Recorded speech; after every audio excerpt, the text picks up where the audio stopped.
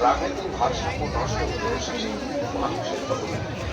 সেচে chemical ব্যবহার, ধোঁয়া, প্লাস্টিকের যথেচ্ছ ব্যবহার প্রকৃতিকে ধ্বংসের পথে ভূগর্ভের থেকে জল যথেচ্ছভাবে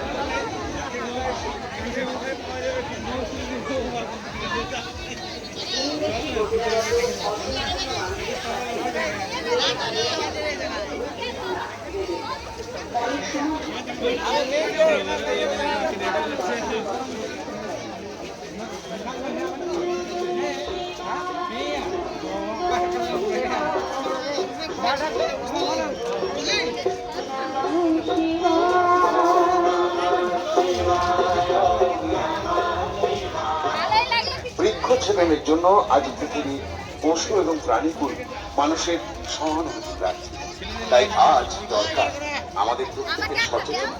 আসুন পৃথিবীকে রক্ষা করতে, প্রাকৃতিক ভারসাম্য ফিরিয়ে আনতে সবাই মিলে সচেতন হয়ে বেশি করে গাছ লাগাই, আরো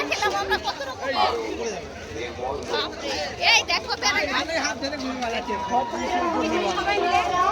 দাঁড়া দাঁড়া দাঁড়া দাঁড়া।